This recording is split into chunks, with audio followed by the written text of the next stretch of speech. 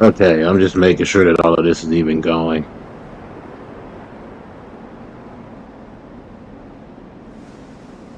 Right about here, that down there.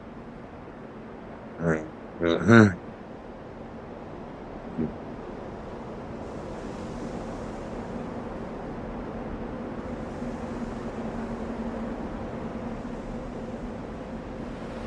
I'm just trying to make sure all of this works.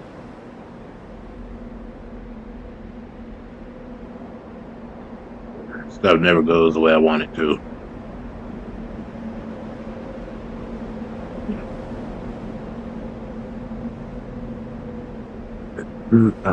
Step up in this place and I'll soon fly.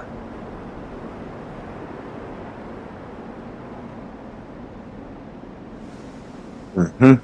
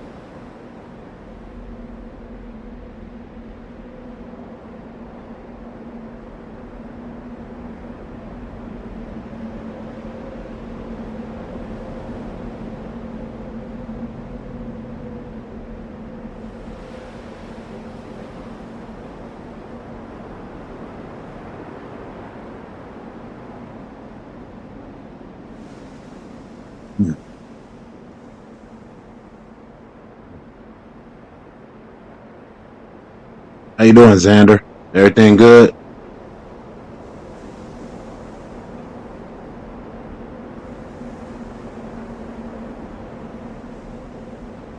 Just give me a second. I'll be firing this up. I'm just making sure everything's set up because I am terrible at that.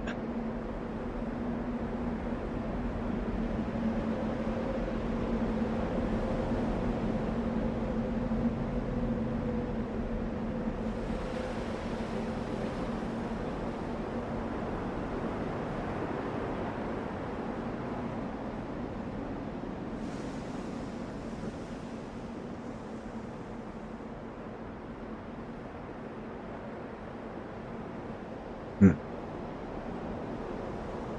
There we go.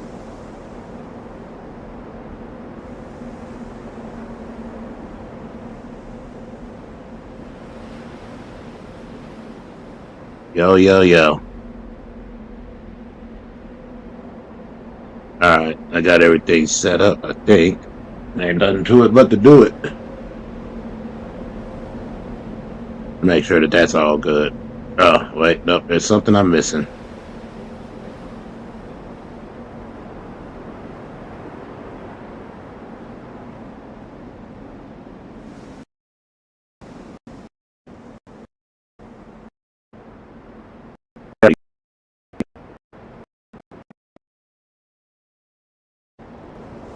Yeah, that was all backwards.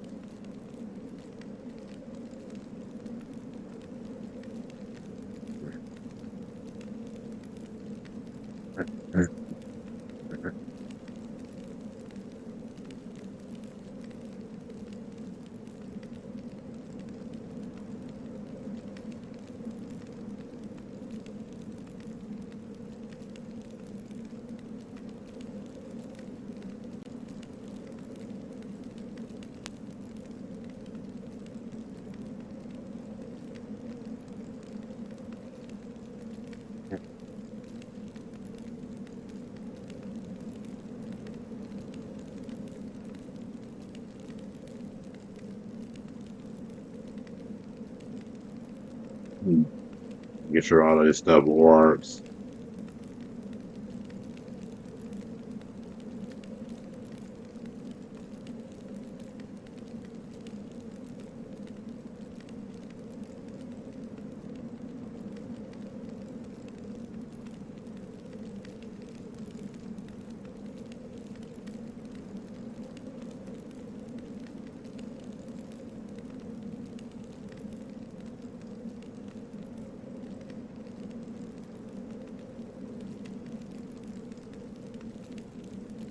What's that there? That's good.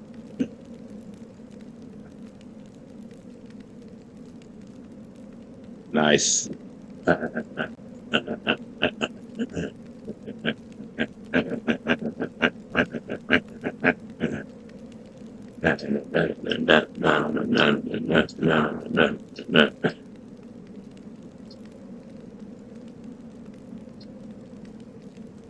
Now it's always the same thing. Everybody nowadays, somebody's going on. No one's in the same, but you know the same thing. I can tell you that everybody's got a problem where they gotta go. Now, what's that the thing that I can tell you? Then I can tell you that there's nothing there that has.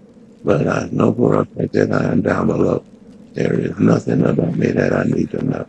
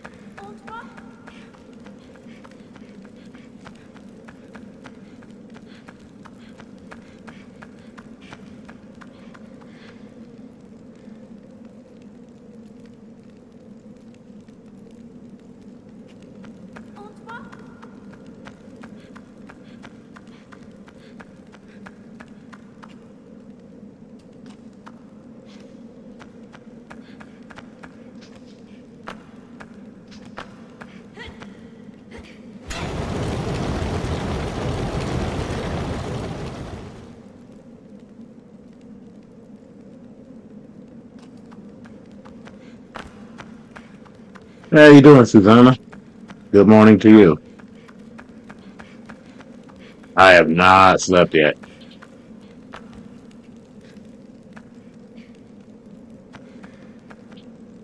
I'm just playing this classic right here.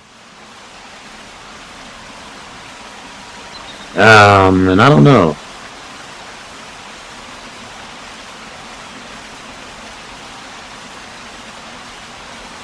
I'm also trying to make sure all of this stuff works. Hey, Village Food, how you doing? I hope everything's good. Hope everybody's good. And indulging me while I play this boring game.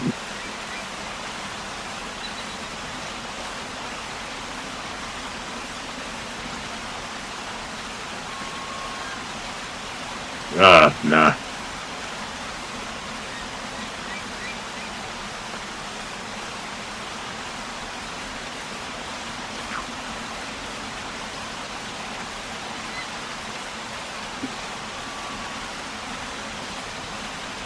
Problem with this game is that it's very old.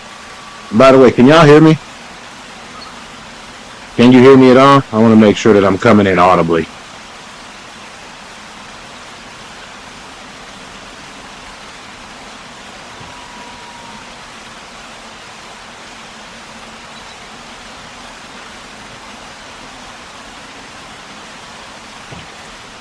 So this computer of mine is very slow.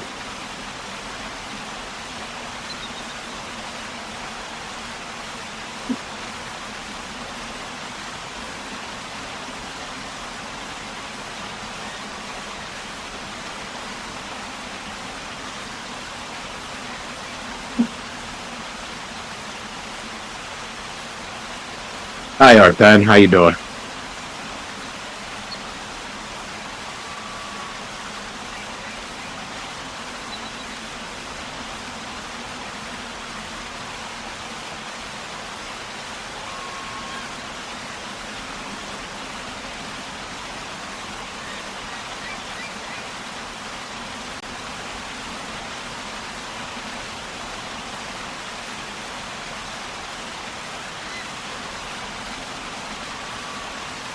Well, yeah.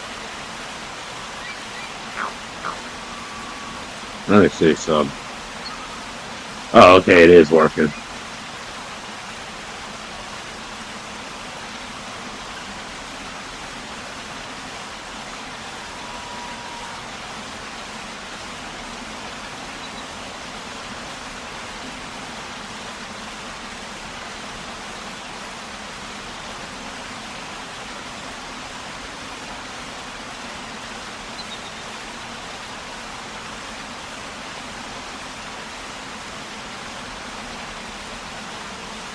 Cool. Now there's something that is going on that is happening, whether that's going on, it's this long, or this last long, but I don't know where I'm supposed to be. Told myself where I'm supposed to live, that reality didn't again, it's a fantasy. I can tell you that I'm not here for the noisy. I can be here for the harmful, but I don't know if I'm part of any army. I just know for a fact that I'm gone, bro. Not goodness. I can tell you that it's nothing that's goodness. But then again, it's always something that's good. I was thinking that they made from the hood. Where am I at?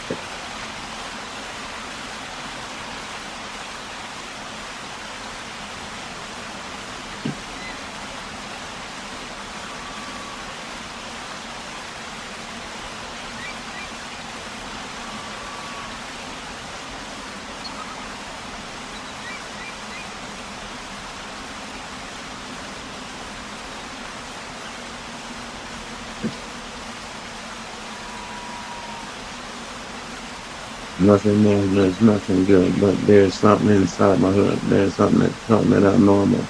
None of that stuff, that's awesome. But I'm breaking down from where I'm at. I'm one that will become America. My goodness, that's the fact. I can tell you, and I can never relax doing something. Thank you, thank you. But I was making sure, yeah, as long as y'all can hear me.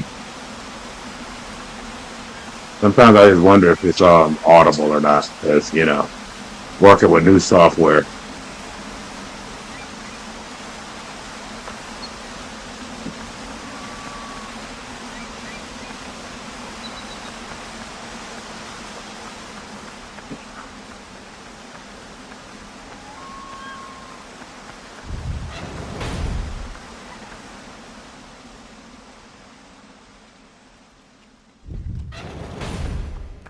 Oh,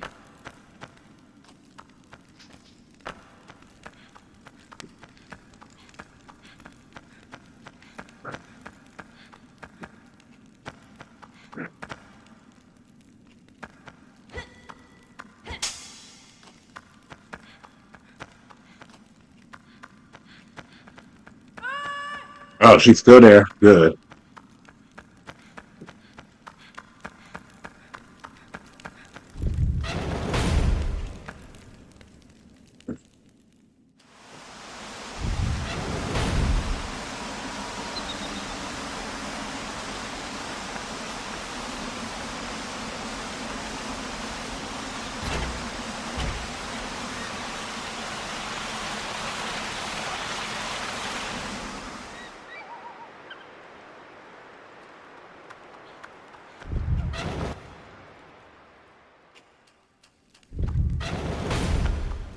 There is no way, there is no place, there is no say. Everyone can say what they say. That's okay, cause I stay away. Where am I at? But then again, I'm staring off the bat and trying to figure out if I can be attacked by the people that taught me all the same respect. Kept it on point, but I kept it on there like a smoking that joint, but I never thought about it any kind of old way. Just thinking about it then, cause I said, okay. But there was never an end to any old friend. And then again, I'm never offended by any old damn. But then again, they never could quit or not to forget. And then none of it's so legit. Leave it off and told me that I'm cold. Tight told me that I'm cold, but I'm soft, but I'm just lost somewhere in the world. I'm just lost. Must be better than that for every favor I get. And I can tell you what I can get. Nobody ever quit. These camera angles be changing. Man, this guy got some sick beats. Let me make sure I'm still on here. I'm just messing around with it. I'm freestyling as I'm playing.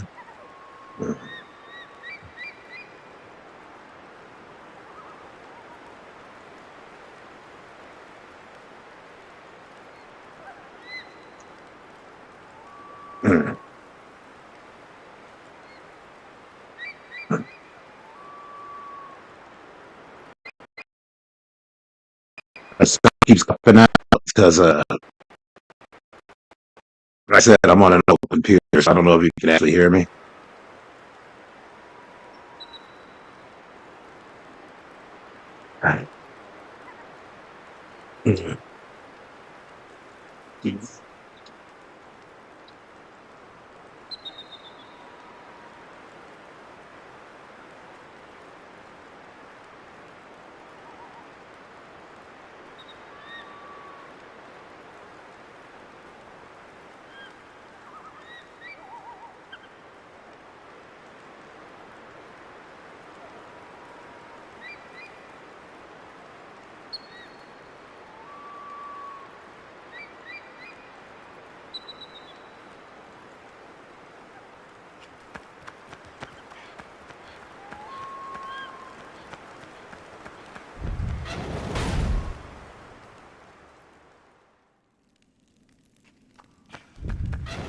Ah, I'll be right back, girl.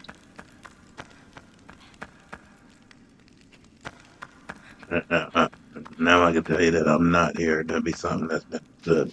And then again, something that's feared, but clear to be adhered. Something to be respected, never to be feared. Okay. I keep it clear to some way, but I can tell you that it's never that okay. For what they say, it's always just a harmful every day. It's kind of a handful, but I can roll with another tool.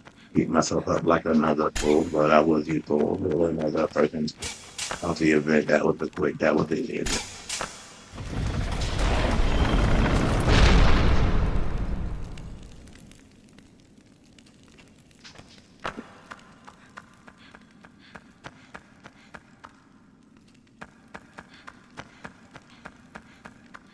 I don't like that they put this game on as other, but you know.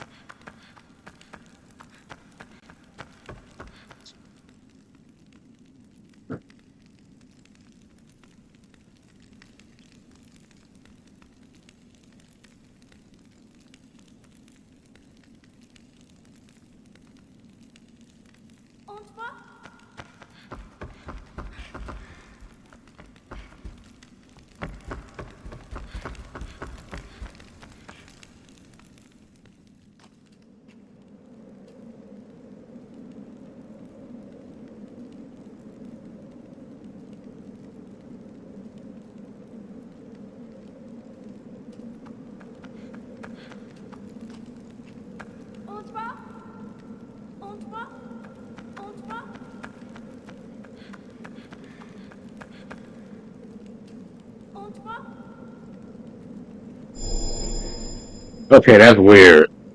I didn't know that was gonna happen.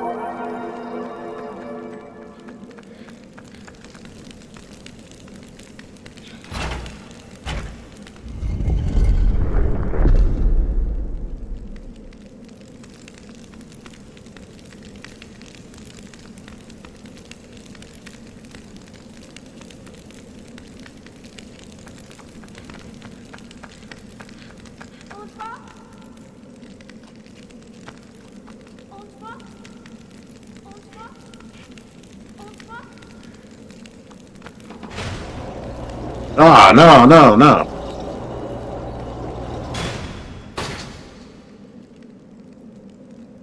Janek!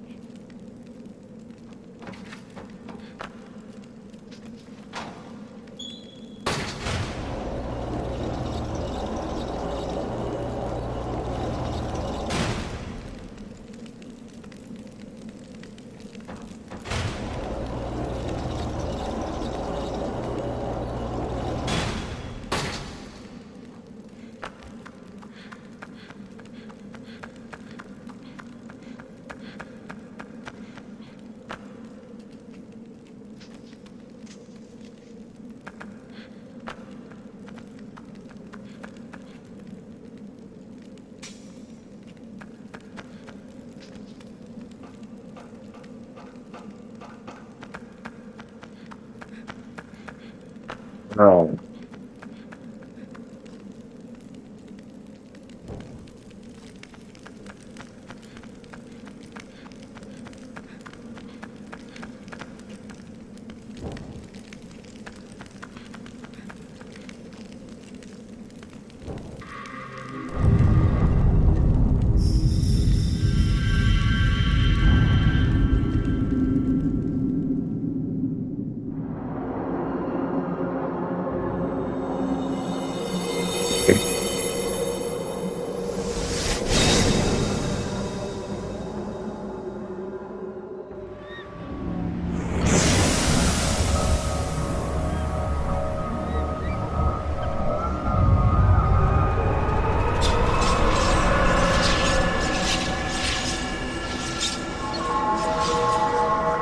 Castle.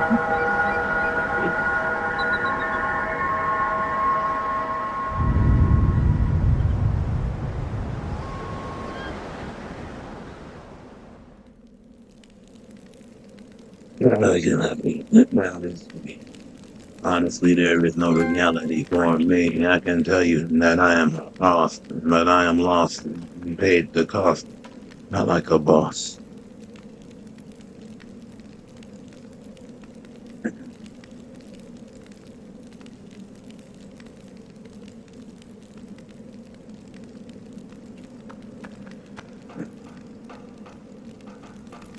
Und was? Und was?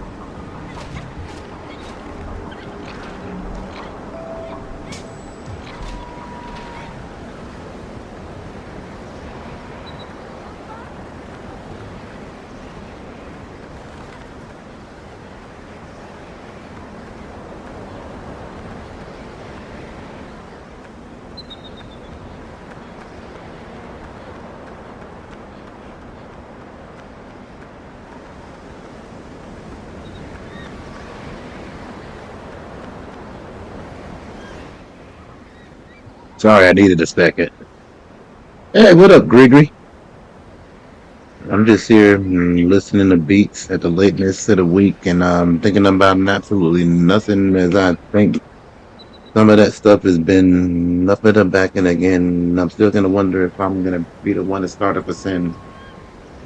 But it's just another attack off of the back, wondering if I'm at where I'm supposed to be at. And it's really not nothing to say, but I just keep it on town to display, like my heart. And sometimes I just let it go like the bullet they spray.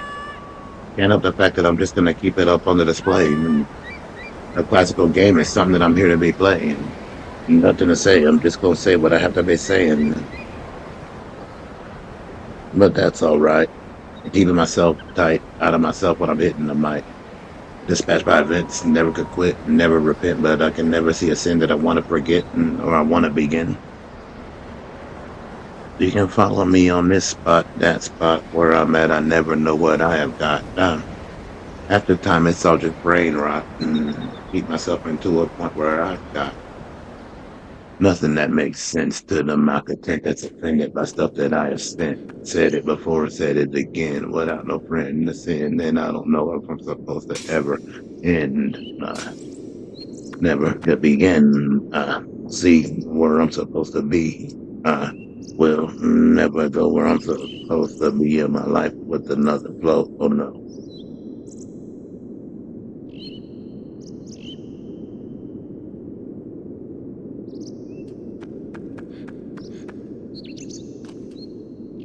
Playing these beats and thinking of things, and half of them is some of that dream, but some of them blame, and some of them are saying it's kind of this thing, but I can toss a disdain for the person in games, but I never was looking for gains to begin.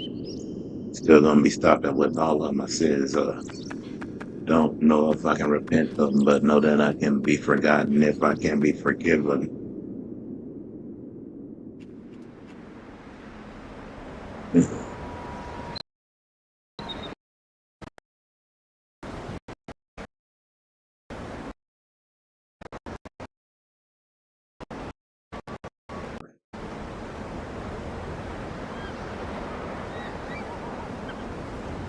Never could see where it can be. Reality see. My fantasies can never be seen. But then again, I keep it on like a beam, triple beam, like that. And again, maybe friction, not just the self.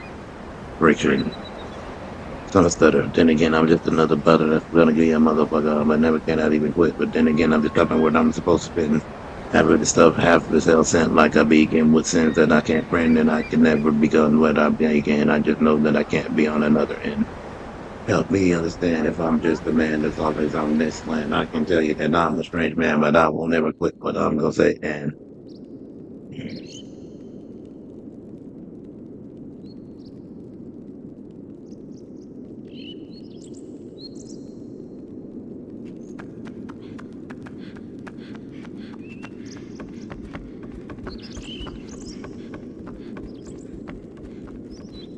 not to be the one to see reality and fantasy. I keep it on to me, but I can tell you that I'm never gonna stop till I get myself enough.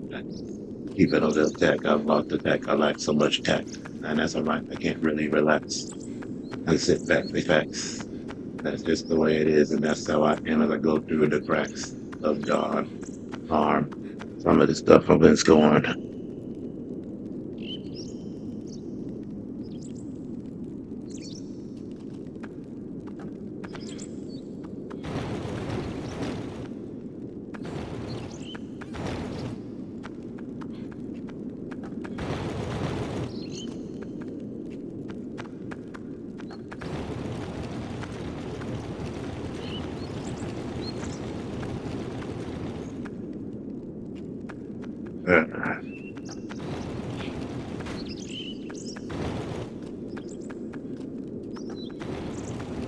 Never could quit, can't stop, can't fit, hell spent, and that's it. Don't work, I can't forget.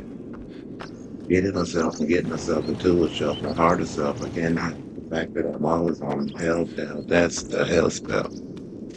My God, where am I at? Sometimes I'm on if I'm not looked at as a fraud.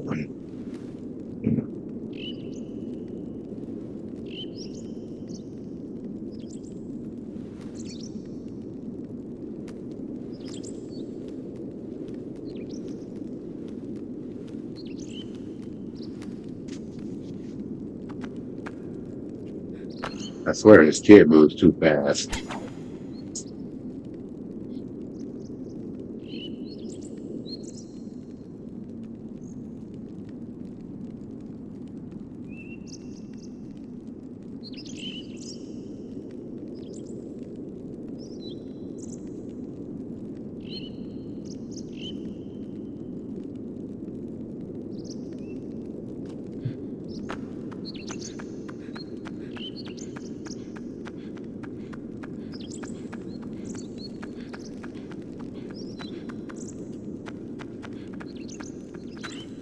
On se va?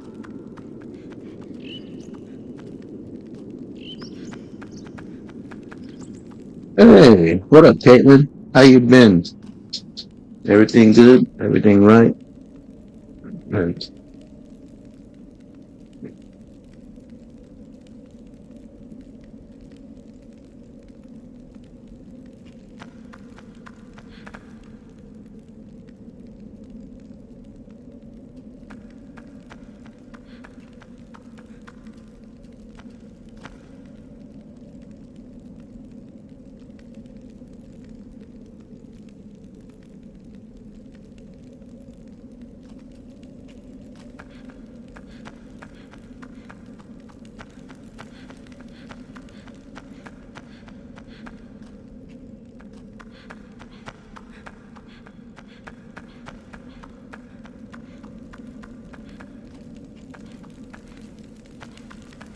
you can so hard to see.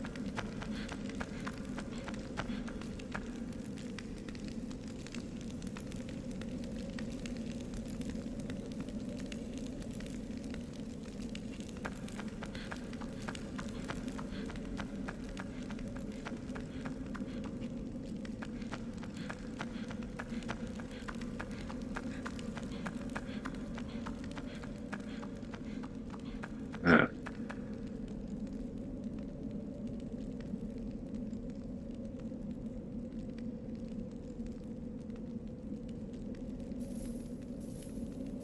oh, wait, no.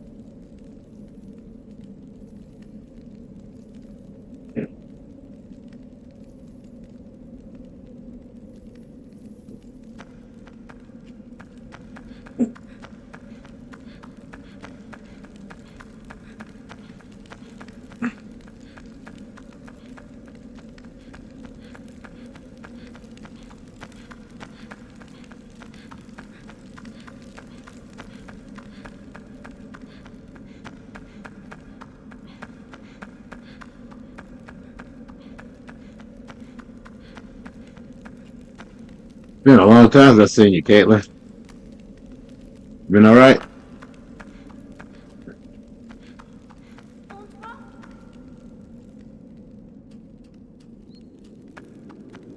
On se va?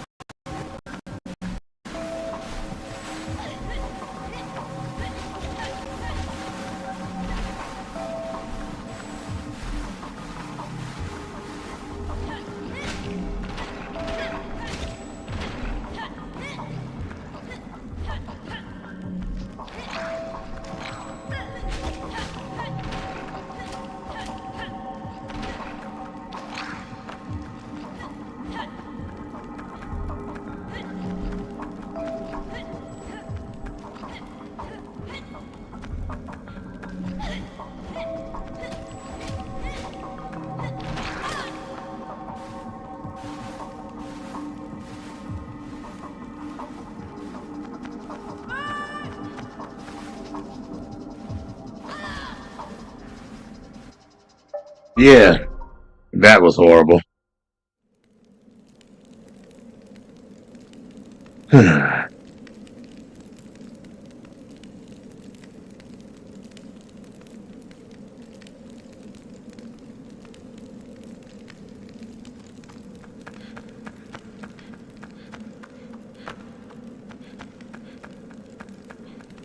se voit? On se voit?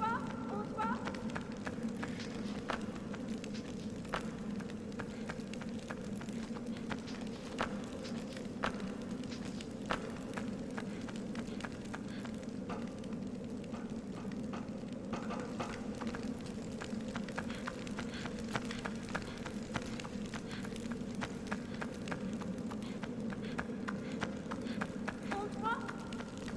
On se voit? On se voit? I already did the bridge.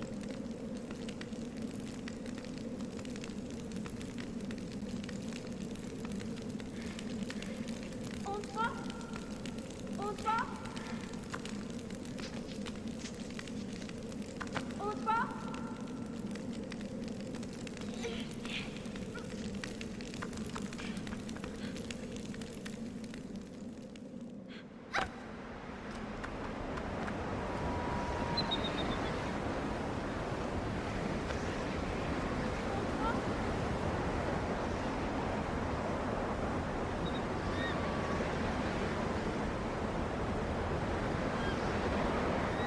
I haven't seen you in forever, Caitlin. You been okay?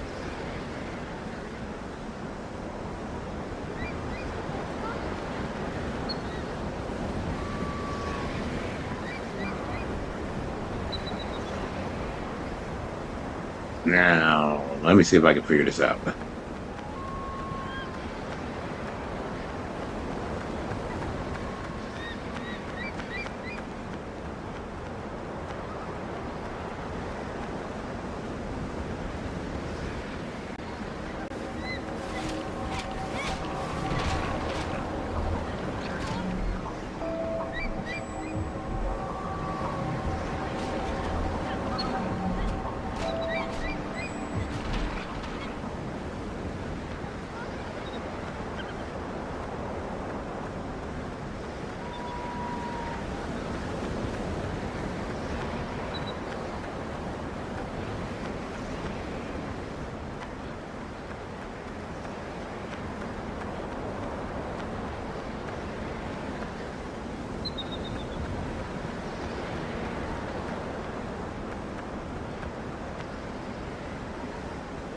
Who's playing that?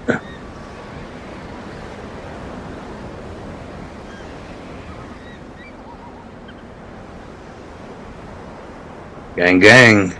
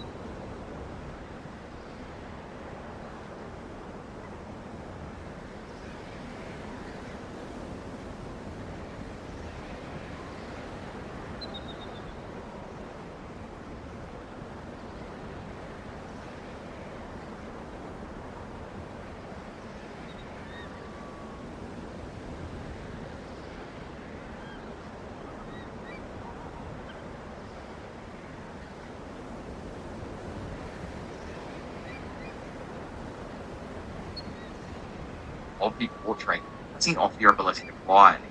As the illusion.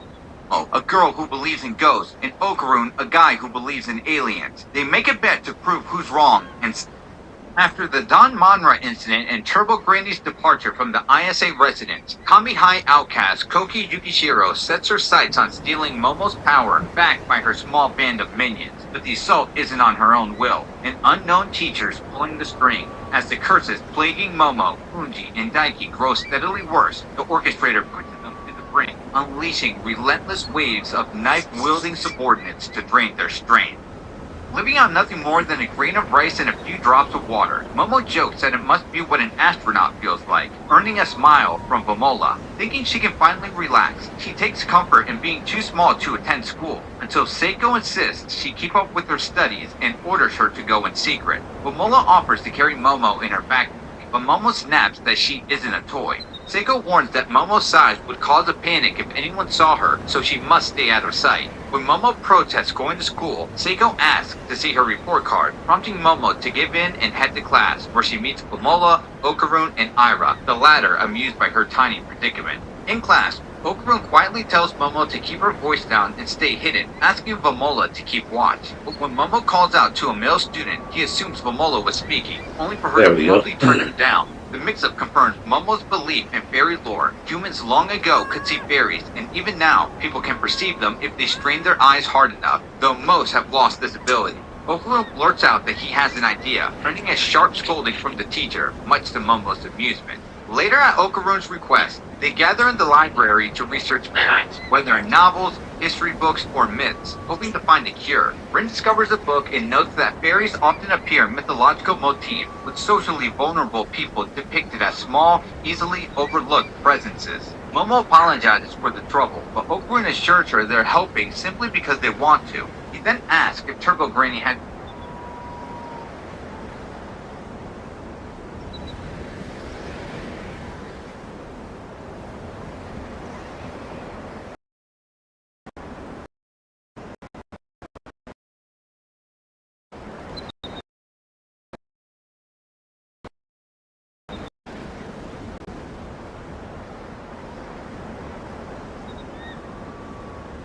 today's video, we are back to cover the largest and most significantly important arc in Gachiakuta so far.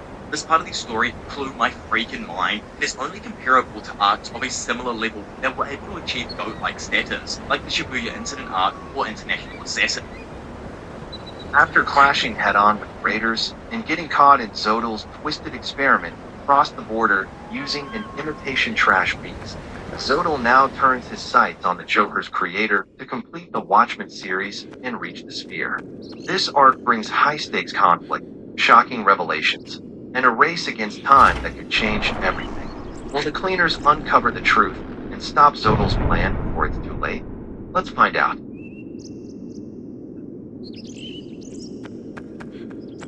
In the next scene, we shift to a town where the cleaners are passing through, and it seems like someone is waiting for them behind a pole. That person grinned, then suddenly jumped in front of their car as they got close. The cleaners immediately braked before they could hit the man, but even so, he fell over. He then pretended his arm was broken and smashed to pieces, and accused the cleaners of reckless driving, demanding that they pay him. Injin asked why it had to be Zanka. The mayor told Remlin to explain, but she looked extremely nervous. Remlin said that before the cleaners left for Pinta, didn't they all ask for a spell to reduce damage from a big hit? That was exactly what she had drawn on everyone, so they could all receive the same effect. Injin admitted he wasn't sure about the ones who didn't take any hits. He pointed out that it definitely worked for them when they took damage. Rudo nodded in agreement. He relieved Remlin, because she was confident the spell would, which was good. However, the mayor was still waiting for her to say something else, so she finally started to explain while sweating profusely. We were shown a short flashback of the moment Remlin was drawing a spell on Zanka's back, and she seemed to come up with an idea, which made her smirk. The young spellcaster explained that while drawing on Zanka's back, she thought he looked like the most serious one among the cleaners, so she figured it would be funny to give him a weird spell. Rudo and Injin looked completely shocked, and Injin asked if she was saying that Zanka didn't get the damage-reducing spell. If so, then could she tell them what kind of weird spell she had placed on him? Right then, Remlin asked Zanka to do something, and when he did, his left arm suddenly grew larger, shocking Rudo. Then something came out from a hole in Zanka's enlarged arm, and the sound of it was the only thing audible in the room, while Remlin just waited nervously. Once everything finished coming out of Zanka's arm, Remlin smiled, although it was still clear how awkward the whole thing was for her. She immediately apologized to Zanka, but he just stayed quiet and deep in thought. Engine began wondering if this was going to be bad and was just about to talk to Zanka, but before he could even start, Zanka suddenly burst into laughter out of nowhere. He laughed so hard that everyone was visibly stunned. He apologized to Remlin, saying he had never met anyone who would even attempt something like that on him, so it genuinely amused him. Remlin asked why he was laughing, since it was her fault that he got hurt so badly, but Zanka said it wasn't her fault. According to him, spells were nothing but insurance, and he wouldn't go into a fight assuming he could rely on that kind of safety net. He then smirked, and added that he simply wasn't good enough, and that was all there was to it. Rudo was left speechless at what he heard from Zanka, noticing how tightly he was holding onto his blanket. Zanka added that he was still too weak, and that was the problem, so no one else was to blame but him, and it didn't matter how many times people said sorry, because he had no intention of accusing anyone else. The mayor then offered to help cover Zanka's recovery, but before he could finish speaking, Zanka said he didn't want that either. He didn't need money from the mayor or from Remlin, because he could grow strong.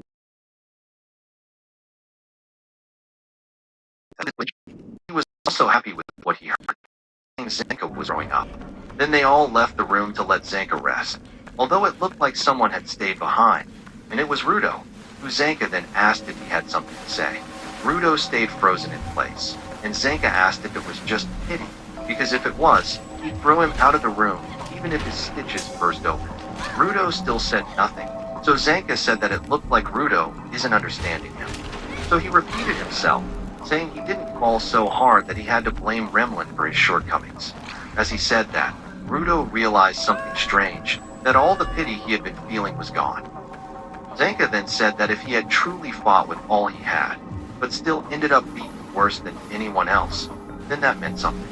The enemies had toyed with him the entire time, and he was completely and utterly useless, so the only thing he could do was get stronger, and that would make the problem disappear. He told Rudo to just watch because he means it. Rudo, meanwhile, was thinking that since he came from the sphere, he was probably the biggest cause of Zanka's problems, but Zanka wasn't blaming him or anyone else. As far as he was concerned, he now realized Anybody that he else? still had something Is to there learn no from one Zanka. else? And in that moment, Rudo suddenly wore a crazy smile on his face, surprising his teachers so much. Zanka asked what was with Rudo's facial contortions, and if he really thought he was just nothing. Rudo was caught off guard, asking why Zanka would say something like that, since he had just realized that he had misjudged him. But all Zanka got from that was the confirmation that Rudo had judged him. So he called him a condescending little snot, and said his brain was still stuck in the sphere. Rudo got angry and took back the flowers he had brought Zanka, who asked why someone would even give flowers to an invalid like him, and what the purpose of that was supposed to be. And with that, August playfully sang out, saying the two of them were such good friends. In the next scene, Injin gave Zanka the get-well gifts they had bought for him, and he said that some of the items were picked by Follow and Delman, while the others came from the rest of the cleaners with their thoughts and prayers. Zanka thanked Injin for it, saying it would help, but deep inside, he still could not believe that Injin personally went out of his way just to bring him get-well gifts, which made him say he might die from gratitude.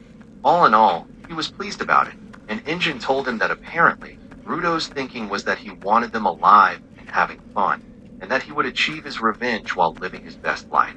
Zanka glanced at Injin, and gripped the get-well gifts tighter, wondering if the prodigy really didn't get it. He said he already made it clear that they were risking their lives, so did Rudo really want to mix revenge and fun under the same roof? And he added that the kid was getting way too greedy. He went on to say that whether things were good or bad for Rudo, he understood they hadn't made it across the border. Injin answered indirectly, saying they were still there, and that the situation had gotten messy, but either way, the raiders didn't manage getting rid of them. Still, eliminating them wasn't the raiders' main focus, because what they really wanted was to take down the sphere, and even if it was just a part of the overall process, if the raiders were going around creating trash beasts, then they would have to step in. With or without Rudo on the team, Engine said he was pretty sure they would still fight the raiders again. Zanka replied that either way, it didn't change his own plans, because he was just going to get stronger. Whatever it was Rudo wanted to do, and the other thing came before his revenge, they should just let him do it. It didn't make any difference to him how many friends Rudo gained on the ground, but he said Rudo needed to figure out what he was forgetting. Zanka suddenly wondered if, as Rudo's trainer, it was his job to teach him that, but he didn't get any answer, since the person he was talking to was asleep and drooling, realizing that he had just been talking to himself all this time. Next, we moved to Rudo, who was in the hallway and looked upset while sweating. He looked out the window, and outside he saw someone sitting on a bench. It was the young spellcaster, Remlin, and Rudo thought she looked really depressed and noted that he hadn't seen the mayor of Canvas Town anywhere, suggesting she must have been left behind. He asked himself if he should do something, but wasn't sure, because it doesn't seem right for someone like him to cheer someone up. Then again, ignoring the situation didn't feel right either. Right then, someone arrived and asked what he was doing. It was Zanka, and Rudo was surprised to see him. So he asked him if it was okay for him to leave his bed. Zanka answered that staying cooped up in one room all the time wasn't really his style, and that it was awkward having someone sleeping beside him, which made Rudo curious. Zanka also noticed God, I Remlin think I'm looking like lost. to be outside. So he asked Rudo if he had thought about going to comfort her or something, which caught Rudo off guard. Rudo replied that yes, he had, but he felt like someone like him wasn't the right person to try and talk to anybody. Zanka sighed and said, first of all, he would remind Rudo what he was forgetting. He asked him if he was planning to look for Amo or what, which clearly hit a nerve with Rudo. Zanka added that honestly, he didn't care about Amo, but back in the desert. It seemed like Rudo had a moment with her, and he even went ballistic on the raiders trying to find out if she was okay.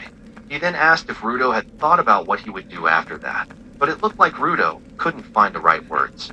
Zanka clarified that he wasn't saying finding Amo should be the priority, and he understood that maybe Rudo just didn't know how to reach out yet. Then, he pointed to the window, referring to Remlin, and told Rudo to learn. He told him to stop moping around thinking about how he couldn't do it, and if he wanted to help Remlin, then just help her. If he didn't know how, there were plenty of examples he could follow from the cleaners, like Rio, Engine, and Gris. That led to a moment of understanding between them, and as Zanka was walking away, he said Rudo probably couldn't find Amo alone, so he'd help with the search, but Rudo should talk to Remlin first, and if he keeps getting experience there, maybe one day he would be able to have fun with everyone. Rudo finally understood what Zanka meant, and a determined look appeared on his face as he told his trainer he'd try, and thanked him. As Rudo walked off, Zanka thought to himself that he hadn't meant to say that much. He said it wasn't his business if revenge was the main thing Rudo wanted from life, but if he was going to get obsessed with just that and nothing else, then it would be a waste. While saying that, he remembered the flowers Rudo gave him. Then, we moved outside the cleaner's headquarters, near the basketball court, where Remlin was sadly swinging her feet. She was even teary-eyed, and she noticed that Rudo had arrived. Rudo had a very serious expression and was carrying a pen and paper, and he suddenly shouted that he had never drawn a real picture in his life. Remlin looked a bit clueless, and Rudo added that he had no idea how Remlin felt or what to say to her. So instead they were going to talk about drawing. Rudo explained that he wasn't asking Remlin to teach him how to draw, but he wanted to reach a point where he could draw a portrait without embarrassing himself. So he wanted to ask for a few tips. He also said he hadn't seen Remlin's artwork in Canvas Town, and if Remlin had time, he'd like to check it out too. Remlin just looked at him, then suddenly smiled and burst into laughter. He laughed so hard, saying Rudo had so many things to say, but he didn't understand her, and all he got was that the young spellcaster was laughing. So Rudo figured he must have said something right. In the next scene, a mission was given to Dia, Rudo, and Gita, who were told they would be going on a field trip to Canvas Town. In the next scene, Rudo, along with Gita, Dia, and Remlin began their journey toward Canvas Town. Outside a tunnel they passed through, they noticed several crows in the area. A feather from one of the birds had fallen to the ground, and in an instant, Gita dove and Yeah, I'm just Rudo to guessing at grab this it, point. while Remlin shouted in frustration, saying Gita beat her to it. Teasingly, Gita showed the feather she had collected and bet that Remlin wouldn't be able to gather more than her by the time they reached Hey, the Canvas rope. Town. Remlin protested and said it wasn't fair, since her and all the other cleaners were definitely more athletic than she was. While this was happening, Rudo looked visibly bothered and asked himself how he ended up in this kind of situation. Then, the scene took us back 2 hours earlier, for their departure. Inside the cleaners' headquarters, specifically in the cleaners' common room, Injun was playing a card game with other people, while Rudo was getting drawing lessons from Remlin. Gita and Dia had joined them. Their activity quickly caught the attention of their boss, who commented that the scene looked heartwarming. Happily, Remlin greeted the boss and explained that Rudo wanted to cheer her up, so he asked if he could learn how to draw. They figured they could all sketch together, and this was the result. Rudo immediately shouted with embarrassment, telling her not to say that to Corvus. But Corvus only smiled, visibly touched by what he saw. He asked Rudo what he had drawn, so Remlin handed him one of the papers, which made Rudo shout again, begging her not to show it. Upon receiving it, Corvus saw that it was a picture that seemed to depict Regdo, though not exactly in the most flattering way. Corvus was speechless for a moment and tried to offer a kind comment, saying they could maybe call it artistic, but Semiu didn't hold back. She said that while Rudo was good at recycling and reusing, he definitely had no power when it came to creating. That made Rudo slam his head into the table out of pure shame. Gita then asked if her name was really Remlin and what she was drawing. Remlin excitedly stood up, full of conviction, and declared that the time had finally come. The time for her to add her own drawing to the spellcaster's heritage mural. Upon hearing that, Corvus remembered what it was and began explaining that throughout generations, the spellcasters have poured their thoughts, ideas, and anima into a large mural on the walls of Canvas Town. That, he said, was how they recorded their history, and he commented that it was a beautiful tradition. Remlin added that at the very center of it, spellcasters placed their image of how they perceived the world in their time. She imagined that this would be the biggest and most awesome work of her career. But then she suddenly slumped onto the couch, saying it wouldn't be easy drawing on that sacred spot all on her own, while the mayor reminded her not to forget to buy ink, so she wouldn't run out. The mayor added that while she would help her, Remlin would still have to retrieve all her tools and materials by herself, which made Remlin comment that this really was the life of a creator. While listening to their conversation, Corvus was deep in thought, and after glancing at Rudo and observing the group in that moment, he suddenly grinned and decided to assign them all to a mission. They would go on a field trip to Canvas Town. Everyone present was stunned when they heard it and stared at Corvus with mouths open and eyes wide, while Rudo looked visibly annoyed and bored at the idea. Injun then asked if that meant they'd be going on a walk, to which Corvus told him to relax. He wasn't included. Only the 4 kids would be given this mission, which surprised Semiu. She tried to reason with him, asking if he had forgotten that they had just been attacked by raiders. She exclaimed that it would already be risky enough if he were sending adults on this trip, and now he wanted to send only kids? She questioned how reckless he could be, but Semiu's protest was cut off when Corvus immediately replied that the kids would be just fine. Even without adult supervision, these kids were tough. Besides, he added, the oldest member of their group would keep them safe. He then looked at Rudo and asked if he was right, which made Rudo feel pressured. Corvus also pointed out that a field trip is just a synonym for training that would help him grow, so he told him not to rush and just enjoy the trip. After that, we returned to the present, where Rudo is deep in thought about what he heard earlier, that helping Remlin was basically just an excuse, and he was really there for training. He glanced over at Dia, Gita, and Remlin with a serious and intense expression, and began to feel a strong sense of responsibility, telling himself that he was the oldest among them now, and it was his mission to protect his companions. He released the tension he was feeling and shouted that he was ready for any bad guys who would try to attack them, while Remlin casually walked ahead and commented that the place sells beautiful ink. At the top of one of the buildings, it turns out that Injun and Brat were secretly following the kids group to watch over them. Brat asked if it was really a good idea to send just the kids, and Injun told him not to worry too much. They had permission to step in if anything went wrong, and besides, those kids actually did more to help defeat the giant trash beast than they did. So, he said, they'd be fine. Still, Brat couldn't relax, and he remembered Bundu's asking him earlier who their boss Arca Corvus really was. He now wondered what their boss was thinking, sending kids off on their own in a time like this. It almost seemed like he was using Rudo as bait to lure the raiders out of hiding. Even though it wasn't obvious, Injun also began to think after hearing that. He eventually commented that their enemies wouldn't be dense enough to fall for something like a sign under a box that says, "Help yourself," and just take the bait. If they were that stupid, they wouldn't be bandits at all. However, when he turned to one side, he noticed something or someone. He couldn't believe who he was seeing. While that was happening, we briefly returned to their headquarters, where Simeon noticed Corvus brushing off his clothes and fixing his appearance. She noticed he was putting a lot of effort into his look, so she asked if something special was happening today. He simply replied that he had a feeling some very refined guests might be ringing their doorbell soon. Right after that, we saw a hand reaching toward the doorbell, and suddenly their security guy screamed, startling Semiyu. He repeatedly called out to her, so she asked him why he was yelling and if something was wrong with security. He stammered as he answered, saying a specific group of people had just shown up on their doorstep in a terrified tone. He commented that he always knew this day would come, and at last, those people had turned their attention to them. The antithesis of them trash, beast-fighting cleaners.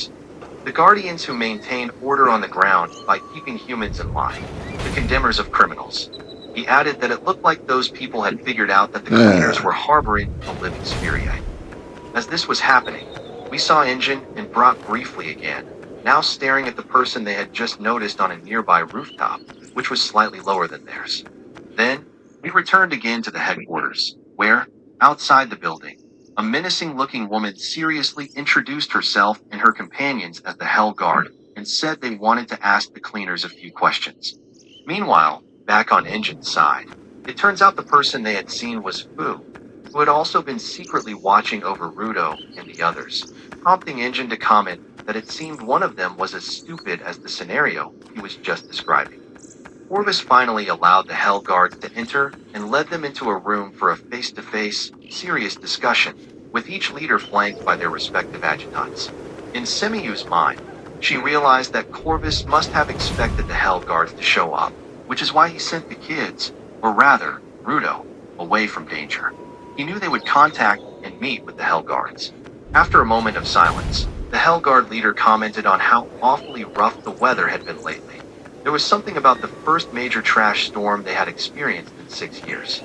Corvus explained that the skies here on the ground are never truly clear, but seeing trash flying around constantly is indeed unpleasant. He added that still, the only thing humans can do is face it. He said that if this was the will of something greater than them, then resisting it would be inexcusable, which the Hell Guard leader seriously agreed with, stating she couldn't agree more. As she laid some documents on the table, she explained that a trash beast large enough to cover an entire city had appeared. Neighboring towns I'll be right back. suffered damage because of it. She added that the damage caused by the trash storm was negligible. The real problem was the steady stream of reports about individuals being injured by falling debris from the trash beast. She pointed out that